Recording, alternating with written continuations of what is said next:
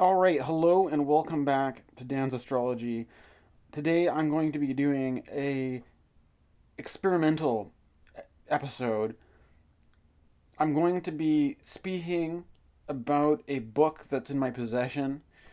The book is called Jung, A Journey of Transformation, Exploring His Life and Experiencing His Ideas by Vivianne Crowley. Now, in the back sleeve of the book, Vivianne Crowley is described as a therapist, a licensed psychologist, and an acclaimed workshop leader. She lectures on the psychology of religion at King's College, University of London. Her workshops on Jungian personal development, career development, and spiritual insight have been presented in Europe, Canada, and the United States. She is the author of Principles of Jungian Spirituality, Celtic Wisdom, Seasonal Festivals and Rituals, and two forthcoming books, The Lure of the Dark and A Modern Woman's Kabbalah. Now, I would just like to preface also by saying that this book was released in 1999, and so I'm recording this in the year 2025, 26 years after this book was first published. And so there's something about whenever you're doing something and you're looking back and it's been, 2.5 decades, there's a certain kind of a retro thing. There's a certain kind of, there could be a certain element of cheesiness or hokiness. And I have to admit that when approach and things that are kind of culturally out of date nowadays, and I would just like to acknowledge that the aesthetics or the style of this may seem kind of like typical of the 1990s style, and that perhaps a lot of my could be that my aversion to this book could just be some of the tackiness of that kind of retro 90s approach, but there's nonetheless I'm going to attempt an intervention or attempt a criticism of some of the this book as it pertains to the domain of what I do as an astrologer producing. I mean, I have to admit, I'm not the most successful astrologer. I'm kind of an amateur. I have done numerous natal chart readings for people, but I'm not like a trained therapist. I'm not like a counselor. I'm an amateur enthusiast of astrology, studying Jungianism and Hermeticism and all these kinds of things. And I'm purely offering this not as an expert, but as just somebody who is the kind of person who would collect these kinds of books to read them and contemplate them. And I haven't established myself in as a trained professional or anything like this. This is only my amateur opinion, but nonetheless, this out of all my collection of Jungian books, this book has to be I have issues with it, and I'm going to attempt to address that, and I'm going to dive into it. There's a lot of potential directions I could go with this book, but I'm going to focus in this first video on the chapter Thinking on Personality Types.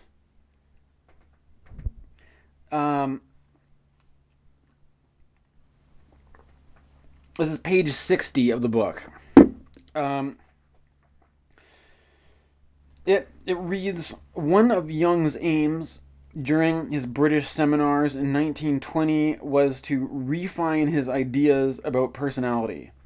In 1921, he published what is now the sixth volume of his collected works, Psychological Types, in addition to two attitudes to the world, extroversion and introversion. Jung identified four personality types or functions. Ancient ideas about personality. The idea that there are four basic personality types is found in many cultures and is at the heart of astrology. The ancient Greeks, well, this is also kind of funny here because there's you have a loaded statement right off the bat. The heart of astrology includes four basic personality types. Now, it is true that astrology includes four elements, and that it's true that the different zodiac signs belong to these elements, but that to it's sort of a misconstrual to say that the four elements of the astrology are four basic personality types. But however, there is something though. There's something about this which is a kind of an inconvenient pain in the ass, which is that in the year 2018, I believe it was, yeah, 2018, I had an interesting. I was out with a friend. We went to Banyan Books, and in Vancouver, and at Banyan Books, it was advertised that that day Banyan was putting on a. They're having Malidoma Some speak at the Unitarian Church, and it was just an impulsive thing. Like I didn't even know he was in town, and it was like we just rushed over to the Unitarian Church, saw Malidoma Some speak, and one of the things that when Malidoma Some had prepared a talk, and a lot of it, I think he was reacting to you know, this was during the time that Trump had his first presidency, and that there was a certain wave of populism in the world and stuff like that. And I think a lot of what Malidoma Some is speaking about was in kind of reacting to all this. But it seemed it ended up leading for some reason into this direction about personality types, or that he was talking about the elemental system from the African tradition that he's from. That I'm not going to pretend that I'm much of an expert on this, despite the fact that I saw Malidoma give a talk on it. But one of the major takeaways was that they're like part of what they are. The part of the problem with all this is that Malidoma Some was also a collaborator with James Hillman in the mythopoetic men's movement, and there's recordings that you can find online where there's James Hillman, Michael Meade, and Malidoma Some, maybe even Robert Bly all together, and that these are a bunch of guys who came together under this project of the mythopoetic men's movement, and that with James Hillman, he has a book that I read called From Types to Images, which is basically Hillman arguing against, Hillman having an irritation about this whole Jungian personality types thing, and him basically making a criticism or an argument against this, or basically starting with this topic of types and then transitioning to the image, which is more of a Hillmanian.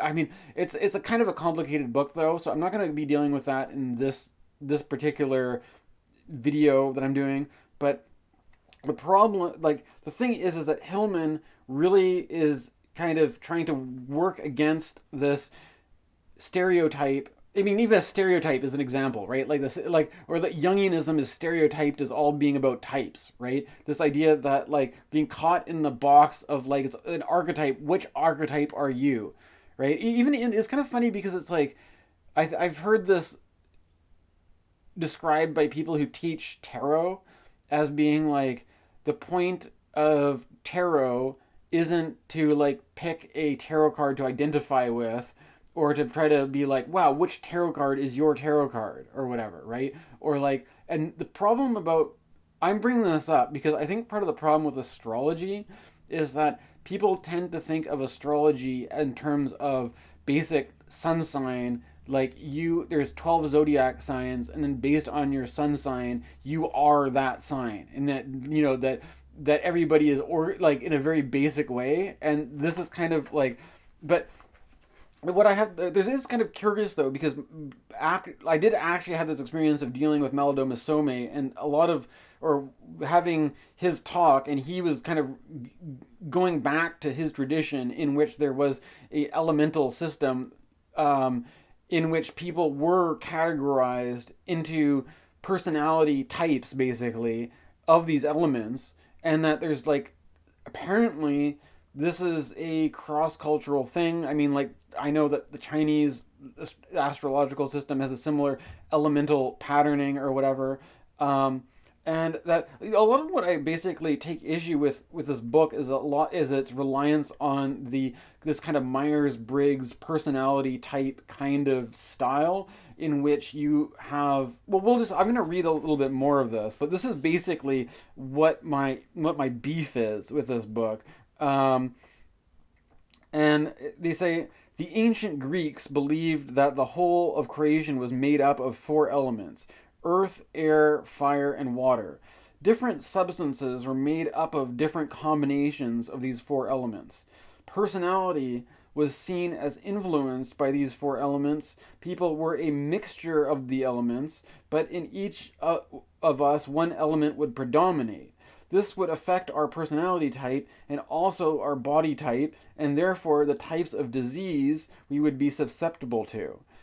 In astrology, the air signs are Aquarius, Gemini, and Libra. The fire signs are Aries, Leo, Sagittarius. The water are Pisces, Cancer, and Scorpio. The earth are Taurus, Virgo, and Capricorn. Now, you'll see at the bottom of this page, there's an interesting kind of graphic that's used here that says examples of the four different personality types from left to right: earth type woman, air type man, fire type woman, and water type man. And you will notice that this book doesn't give you any explanation of what makes any of these people one element or the other, and that it's basically a lot is given to the viewer to basically fill in the blanks here. That we have a older woman wearing a green shirt that is supposed to be associated with earth, and it is true that maybe Capricorn stands for old age and it's a earth sign. There's something about, like, what about this woman wearing a sweater, sitting in a chair? Like, we're supposed to, is it just because she's wearing the color green? Like, why, as an astrologer, I see a woman like this and I wonder what about, just because the color green is supposed to suggest earth, how do I know she's not a Gemini? How do I know she's not a Libra? I don't, like, why does this automatically supposed to be an earth person? There's nothing significantly earth-like aside from just the green association. Or so the next one is a guy who's scratching his chin, and he's got glasses on and a button-up collared shirt. And I mean, the glasses could make you think that maybe he likes to read. And okay, if he's a man of ideas, or the scratching the chin and the glasses are supposed to suggest that he is thinking. Basically, he's deep in thought, possibly thinking about something he read earlier. He's a man of ideas, but he's wearing a kind of a business look, meaning that, like, it's a pretty loaded thing going on. But there you can at least see the gesture, the posture that this man is striking is suggestive. In order to illuminate or to try to grow beyond the confines of this sort of simplistic kind of personality typology, I'm going to bring in Marshall McLuhan's Understanding Media, one of my favorite books. The chapter 20 on the photograph. I'm going to just be reading excerpts or segments of this. I think it'd be a bit much to try to squeeze this whole thing in here. But it starts off: the photograph, the brothel without walls. A photograph of St. Peter's at a moment of history was the cover feature of Life magazine for June 14th, 1963. It is one of the peculiar characteristics of the photo that it isolates single moments in time. The TV camera does not.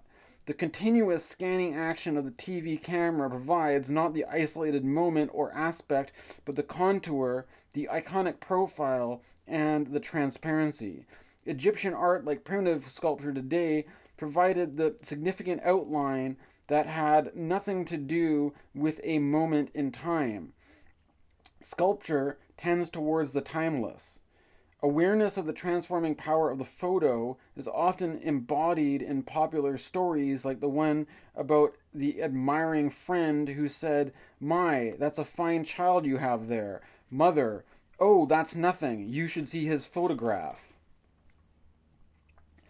I'm going to skip ahead a few pages on this theme of the difference between the photographed reality and the real reality of this idea, and how it relates to what we were looking at You can maybe think about this in the previous page, that we have this idea that perhaps we all have these different sub personalities within us that are situated at these different levels of thinking functions, feeling emotional functions, or the intuitive functions of Jungian typology, but that these are we have this idea of the photograph being implemented in this book, which takes pictures of people in a very specific pose and then captures somebody in a very specific position, and then typecasts them as being that's the one thing that you are, right?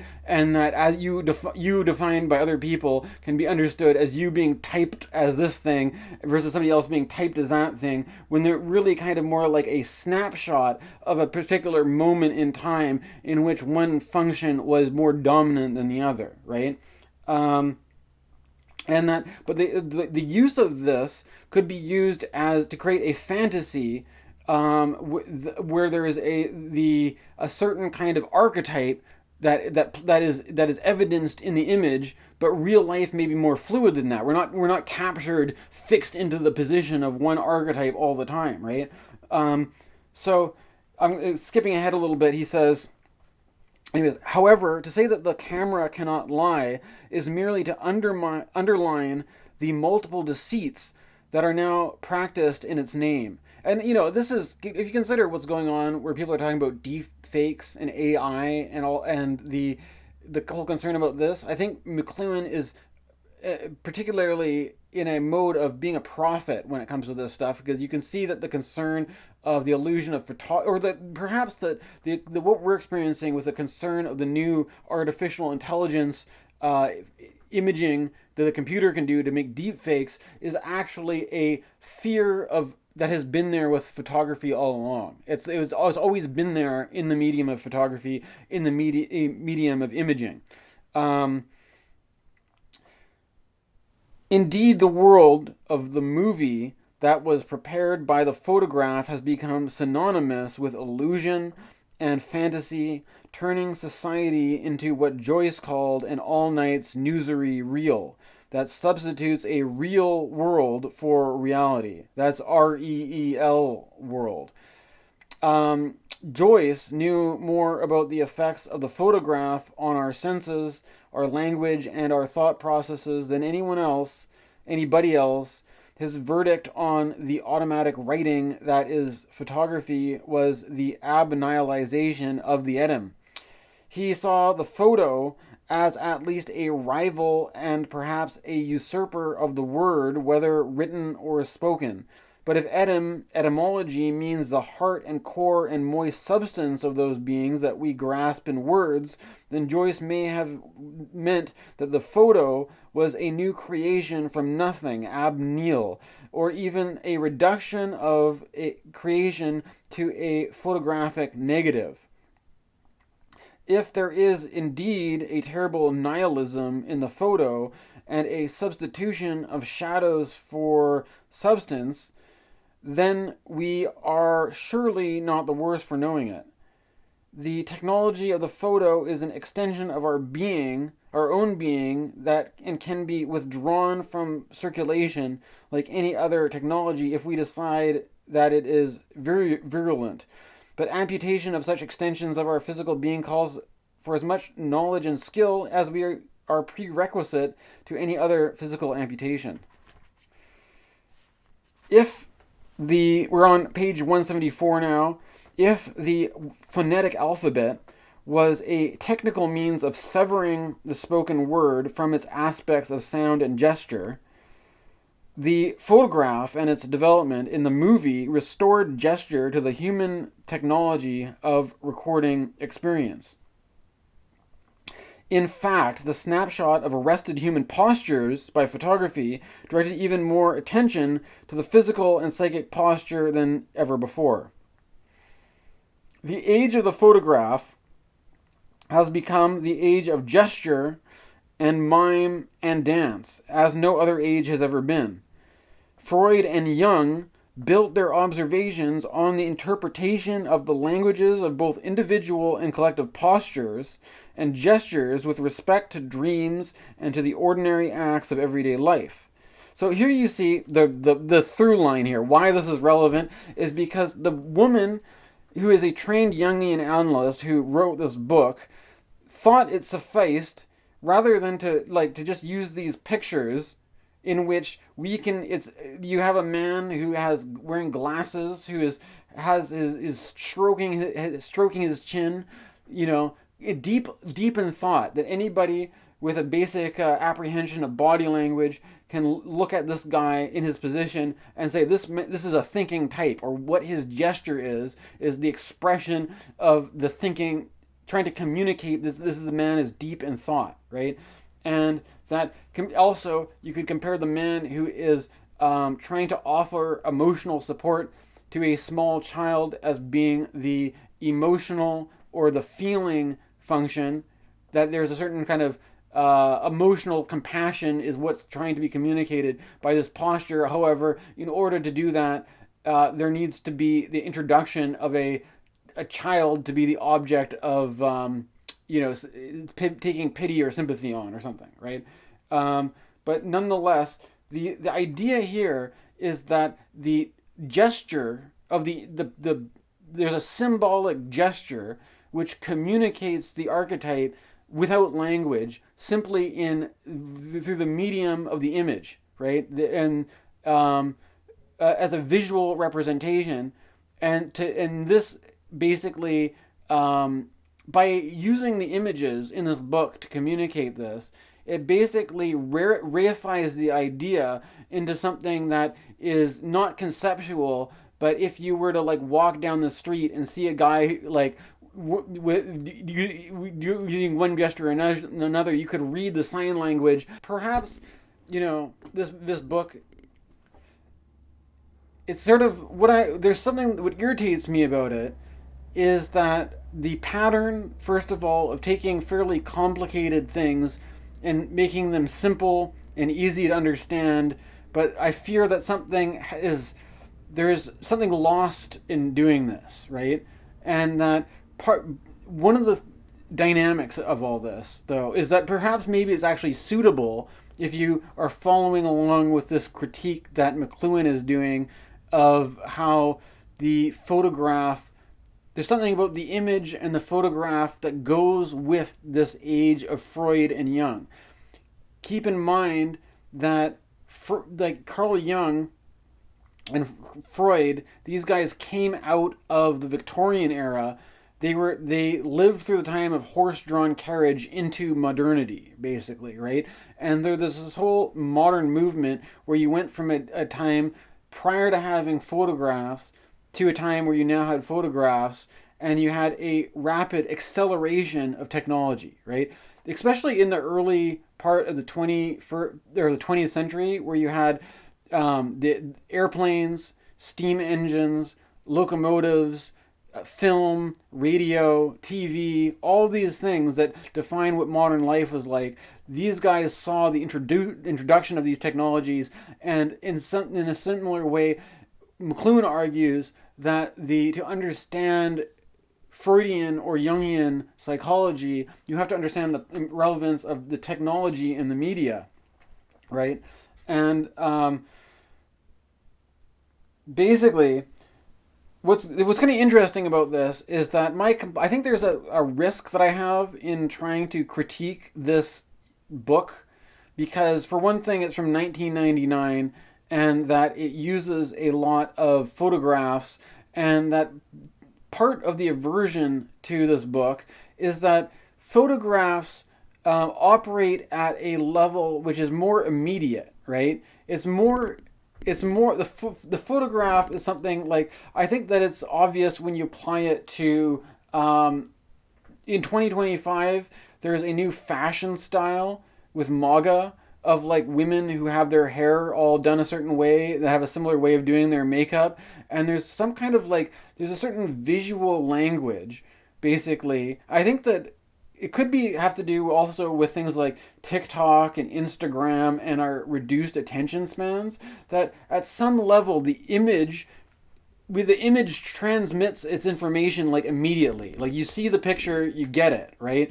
And whereas there's something about this kind of culture that has made the image very primary, right? There's like, if you see like a happy family on the beach making sandcastles with their child, you don't have to like explain this. You see the image, you get it, you're communicated, right? There's something about, but we forget what it must have been like in a pre-photographic time, right? In this book, McLuhan reminds us that the whole era of fashion wouldn't have existed if it wasn't for photography, because our modern world of fashion trends are basically built around the ability to have the images distributed and communicated very quickly. So I'm going to jump in here. This is page 176. He says, if we open a 1938 copy of Life, the pictures or postures then seen as normal now give a sharper sense of remote time than do objects of real antiquity. Small children now attach the phrase "the olden days" to yesterday's hats and overshoes, so keenly are they attuned to the abrupt seasonal changes of visual posture in the world of fashions. But the basic experience here is one that most people feel for yesterday's newspaper, than which nothing could be more drastically out of fashion. Jazz musicians express their distaste for recorded jazz by saying it's as stale as yesterday's newspaper. Perhaps that is the readiest way to grasp the meaning of the photograph in creating a world of accelerated transience. For the relation we have to today's newspaper or verbal jazz is the same that people feel for fashions. Fashion is not a way of being informed or aware, but a way of being with it. That, however, is merely to draw attention to the negative aspect of the photograph. Now, this I think is very relevant because, I think keep in mind McLuhan is very much of the 1960s. He's very much anchored in this, whatever the trends and fashions of that time. But what he's talking about is a pattern that plays itself out over and over and over again, despite the passing fads and trends that you see. I think would argue that part of what defines millennial or Gen Z or Gen Alpha, the differences in these generations, is that there is a kind of things which are seen to be kind of out of date or not very cool anymore, or kind of are to be coded as like a millennial cringe, right? And I think this, for content creators, millennial age, such as myself, I think this is always a sort of a challenge, because we may be making content for a audience of a wide age range or varying demographics, but there's some kind of pressure to always be up to date, to be with it, right? To be hip and to be with it and to be up with all the current trends and stuff like that. And for the Gen Z or the Gen Alpha youth, there's nothing worse than to be considered to be cringe, right? And I think there's some kind of like, out of this has arisen this thing of like millennial core cringe, which is like, if you're really into things which are kind of like out of date or like out of fashion, it's kind of cringe because you're not like up with the latest whatever's hip and cool or whatever. And the thing about this is that even if the whatever it is that occupies this position as being the hip, cool, with it thing, I mean that's going to change based on the temporary nature of what's in fashion. But McLuhan was able to point this out as in the early days when it was first getting started as a byproduct of the media, right? So he goes on to say, positively, the effect of speeding up temporal sequences to abolish time, much as the telegraph and cable abolish space. Of course, the photograph does both.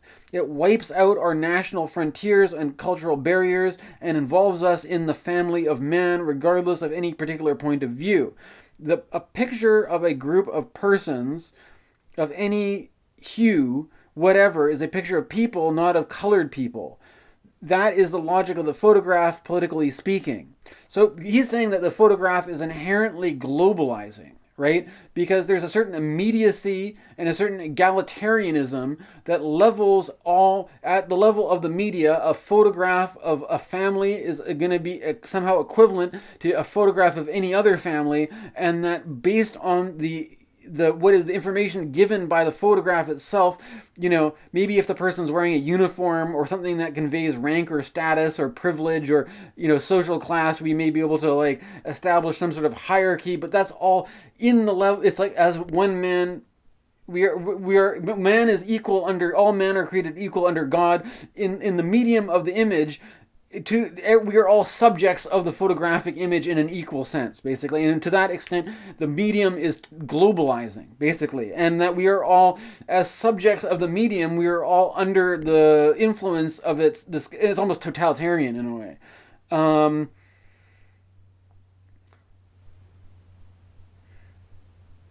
The logic of the photograph is neither verbal or syntactical, a condition which renders literary culture quite helpless to cope with the photograph. By the same token, the complete transformation of human sense awareness by this form involves a development of self-consciousness that alters facial expression and cosmetic makeup as immediately as it does our bodily stance in public or private. This fact can be gleaned from any magazine or movie of 15 years back. It is not too much to say, therefore, that if outer posture is affected by the photograph, so with our inner postures and the dialogue with ourselves. The age of Jung and Freud is, above all, the age of the photograph, the age of the full gamut of self-critical attitudes. There you have it, ladies and gentlemen. The age of Freud and Jung is, above all, the age of the photograph, the age of the full gamut of self-critical attitudes, which is, there's no wonder that I think this is extremely visionary and extremely prophetic in predicting the trend that would happen in the rise of none other popular Canadian Jungian intellectual, Jordan Peterson, who would make his shtick all about the imperative to clean up one's room, right? The imperative to make your room presentable to other people. And McLuhan, if I go back here a little bit, I kind of skipped over this before, but at some point in time, McLuhan here says,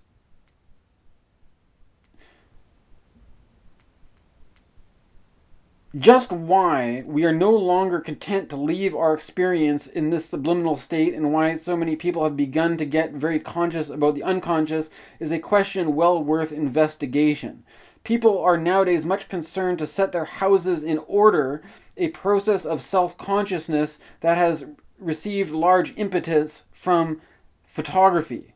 So here, McLuhan is predicting this whole trend of self-help that is geared around this sort of Jungian notion to put one's house in order, not just in a figurative or in like as if a metaphor and an analogy, but to literally clean up your house, to literally straighten things out and make it presentable. And McLuhan is arguing this is a byproduct of the photographic medium, because before we were able to, we had this sense of privacy that unless you had guests over, people were probably not going to see your house. But the more that the camera and the photograph have become fixtures or staples of the house, the more we become self-conscious about the appearance of the house, and there's a tremendous amount of psychic energy invested in managing and controlling appearances, basically, right? And I have to admit, as in my last video, I kind of slipped up with this because my lighting was terrible, basically. And sometimes often there's a certain issue I find that in trying to create content for YouTube, there's this issue of like trying to have a good background, basically. I guess I could also just put up a green screen and, to me that seems, I kind of like there's something I appreciate about the imperfections of a real room, a real environment, inhabiting an actual space. Of course, now you're just going to be hearing my voice, my disembodied voice, without any visual of me, right? But these are I'm kind of playing with the medium here. If you can get what I'm trying at here. McLuhan goes on to say this immense tidying up of our inner lives, motivated by the new picture gestalt culture, has its obvious parallels in our attempts to rearrange our homes and gardens and our cities. To see a photograph of the local slum makes the condition unbearable.